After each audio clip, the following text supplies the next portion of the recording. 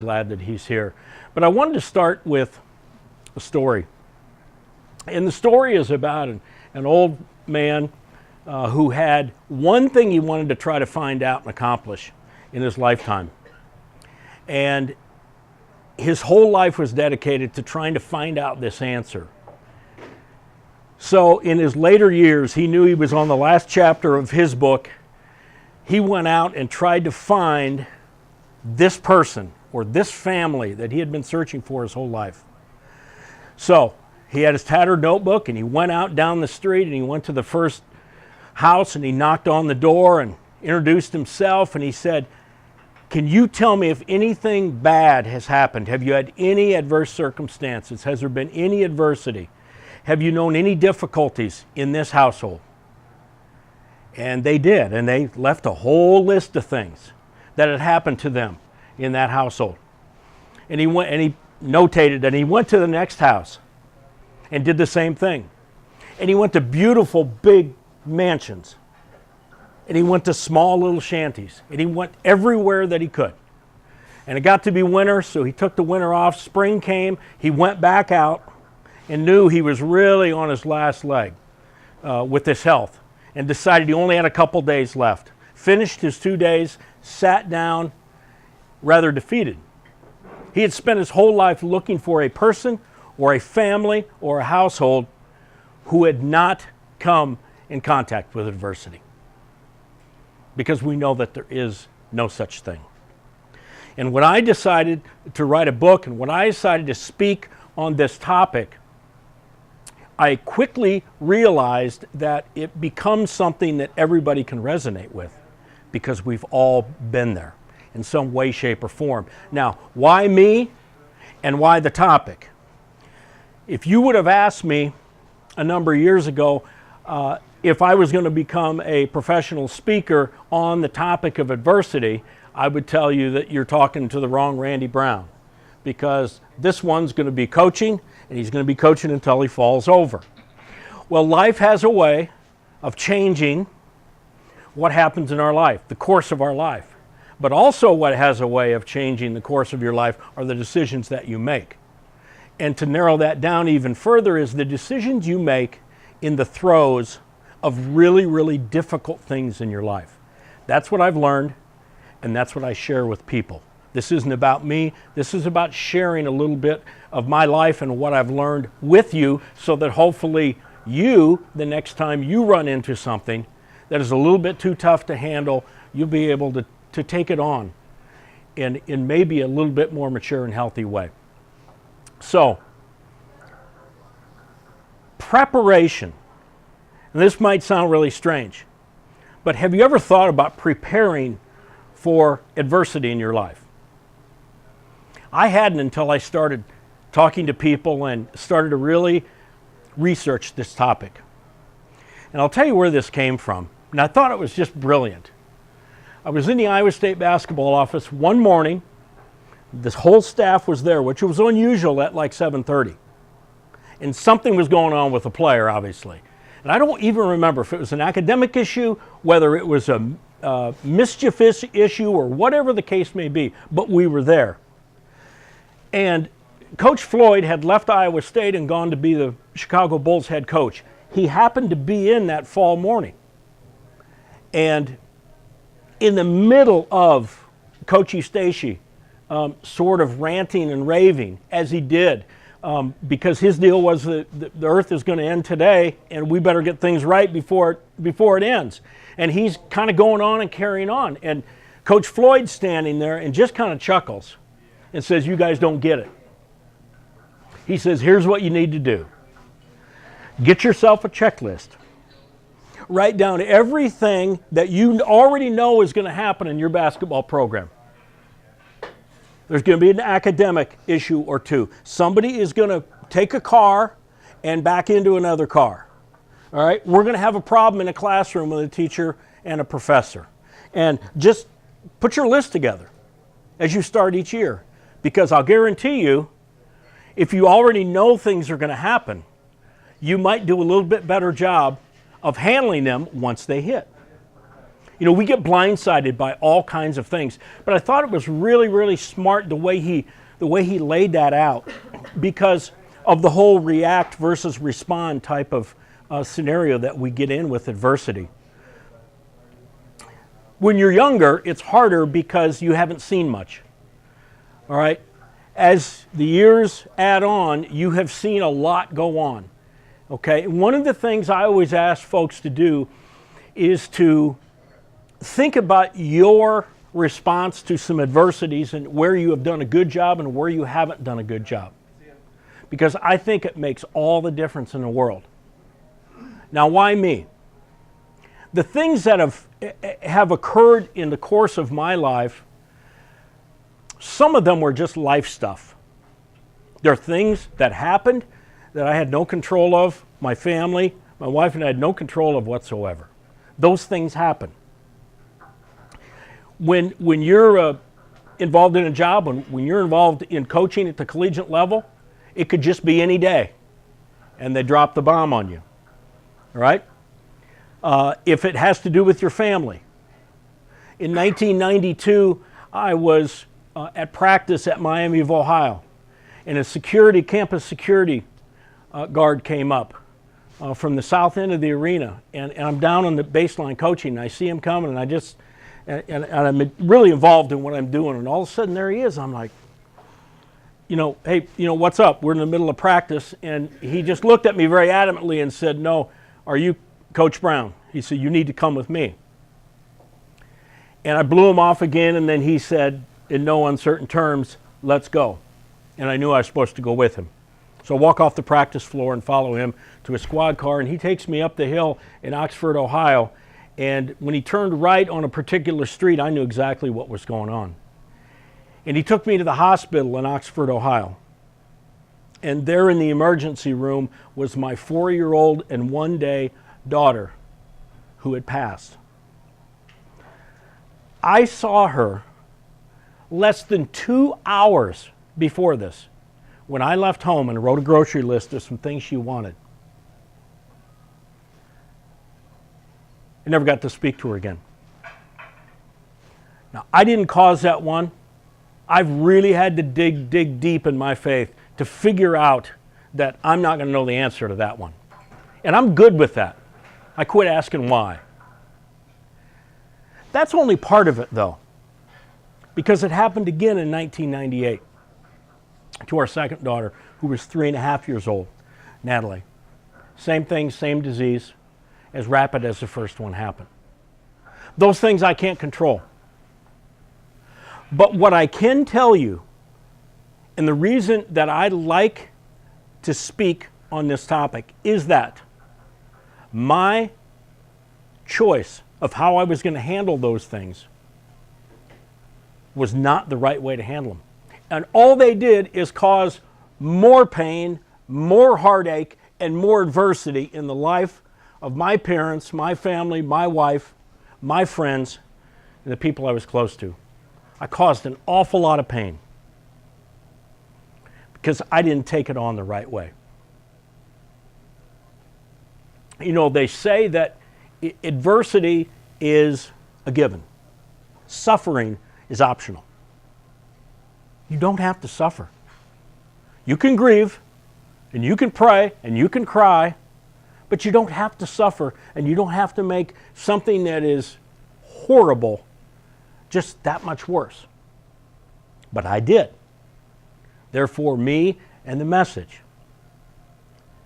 And when it gets down to it, if you stub your toe, you're going to react. I don't care. You could go to 100 lectures on react versus respond.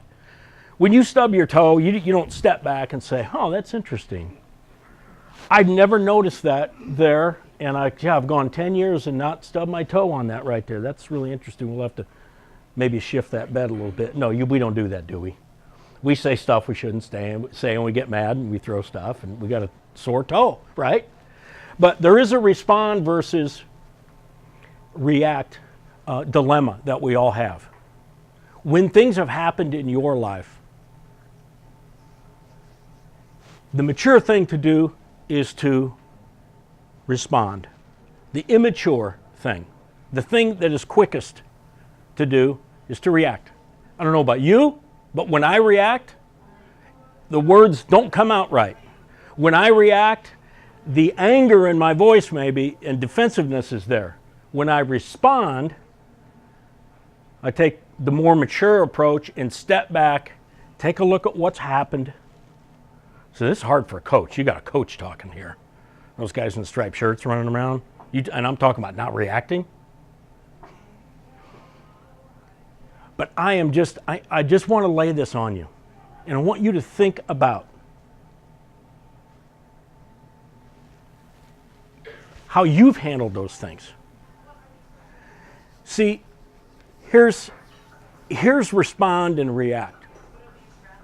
When we all have a mask, by the way. And I don't know if anybody brought theirs today. Mine's in the car. I said leave it in the car. I wear it sometimes. A lot of people wear them to church on Sundays, their mask. And they wear them all over the place. You all got one. And if you haven't seen it for a while, it's at home, and if you are not using it, that's awesome. That means you are who you are. And that's what we should be. But we all have masks. And when I hurt so bad, as I did when we lost 2 children, I'll tell you, I went run and hide so fast you can't believe. I had to continue working for my family. I had to continue to support my family. But you know what I did? I worked harder. I worked harder. Work felt good. Anything that felt good to me, because I was so numb, I wanted to check out. And I'm not ashamed to say that. I contemplated suicide. And I knew it wasn't the right thing to do ultimately, because I had a responsibility. But I did. That's where I wanted no part of this. If this is all the better it got, I didn't want any part of it. I'm looking for stuff that is soothing so that I can numb out. So that I can, and exercise would have been a great example. But I didn't. There were other things. I worked harder.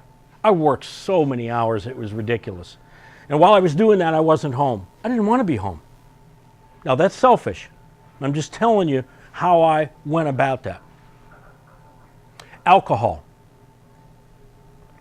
I did a pretty good job of hiding it for a lot of years, because as I talk to people about being 4 years sober now, 2 days ago, they'll say, I really didn't realize you had a problem with that. I said I didn't, unless I want to feel better. And then I did. I just didn't want to feel the way I wanted to feel. And in 1997, in the fall, I made the fateful decision, to find comfort and to find relief in another avenue, and that was pornography. And because of that, I ended this unbelievable coaching career that I had. And I'd still be coaching today. There is nothing I ever wanted to do since I was 20 years old, right down here in the old field house. And I thought I'd be doing it the rest of my life. But I took myself out of the game because of my behaviors. And I talked about we can do it healthy or we can do it unhealthy. We can be mature about it or we can be immature. Unhealthy and immature. That's the route I took. While I still continued to work, wear the mask, and really produce at a high level. I worked at a high level.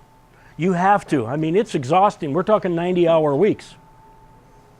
But I'm also living a secret life on the side, which gobbled up all kinds of time, unbeknownst to anybody on this earth but me and my Maker. And what should have happened, happened. In a chat room one night, I was in a fantasy. And I'm telling you this because I know the statistics about this stuff.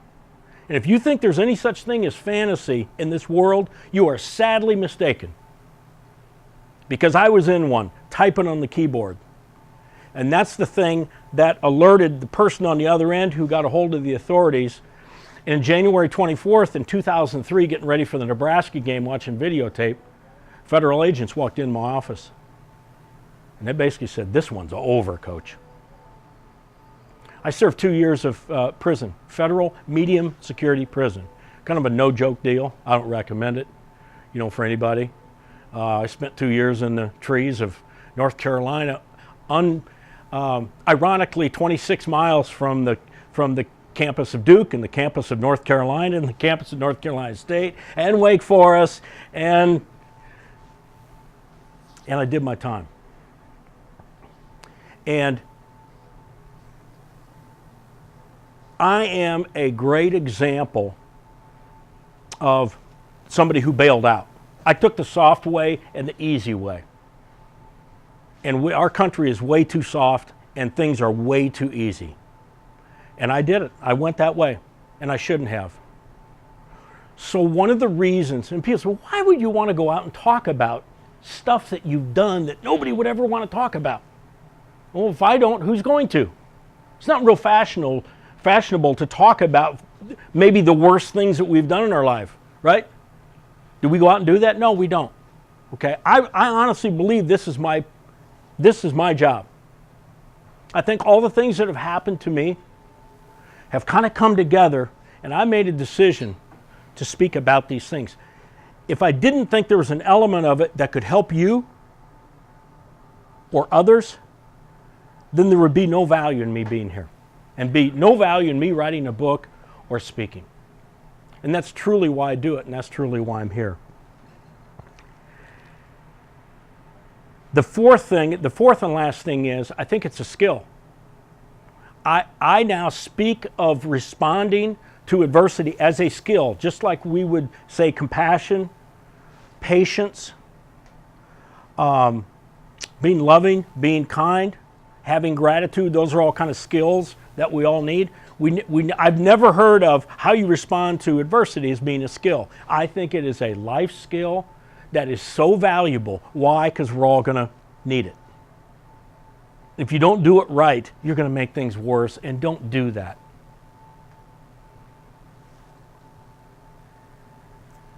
So, and obviously we have this really tiny window here. So I tell people, we got to help each other. We have to be open. You know when somebody's hurting. We got to be willing to step out. Big deal when you're uncomfortable. Step out, be uncomfortable, and say, man, you're not yourself. What's going on? At least offer that. In this world, there's a lot of stuff out there. We're all hurting.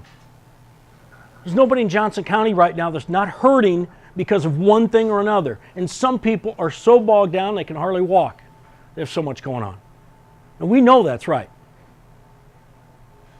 If you have something, the most valuable thing I can tell you is this. When you have something that you know is burning a hole in you, could be from yesterday, it could be from something you think you're going to do in a week, it could be something from back when you were in 5th grade, and you've never told anybody, and it's serving no purpose other than bringing you down, making you angry, holding back something that you never wanted to fess up to. Here's my advice. Don't hold on to it. You'd be like, oh, I can't do that. I got to hold on to it. You can't do that. Because it'll affect everything you do the rest of your life. It's not worth it. Here's what I recommend. Find one person. Not a group. Don't go up in the pulpit in front of church. Just find one person. Say, can I have a cup of coffee with you? I want to share something with you. Now, this person hopefully is a trusted friend, someone that you feel okay, even though you don't want to tell him what you need to tell him. You trust him enough and are safe enough to be able to do that. Tell one person. I cannot even begin to describe what that will feel like. There is a physical sensation that you will go through once you do that. And it is so freeing, it's like nothing you've probably ever experienced. And then here's what's going to happen. The second part of that person that you just shared that with is going to look you in the eye, half the time they're going to be in tears, and they're going to say, oh, I'd like to share a couple things with you too. It's magical. I've seen it so many times. So again, maybe that's a gift. I want you to take that with you. The very last thing I'm going to tell you is this. We talk about what we can do for the next generation. Your kids, your grandkids. See, when you're young, you don't think about this because there hasn't been any adversity. There hasn't been any yet. We're too young. And your grandmother dies, and for me, I mean, that was the first deal. I'm like, what? They're going to put her in the ground? You start thinking about all this stuff. Well, the older you get, the more you come in contact with. Share maybe something from today. Maybe you have your own way of handling it, or your perspective around things that happen that are bad, whether they're caused by you or caused by the world, and share that with young people. What a great gift we could give them. Because they're not going to learn it anywhere else. They're only going to learn it through experience. And if we could give them maybe some perspective before they have to live through it, that might be one of the greatest gifts we could ever give them. I hope that you really sense that I came here to share with you, but constructive things that hopefully you can use or you can take to others and use. Okay? I love talking about my story because of that, not because I like talking about myself.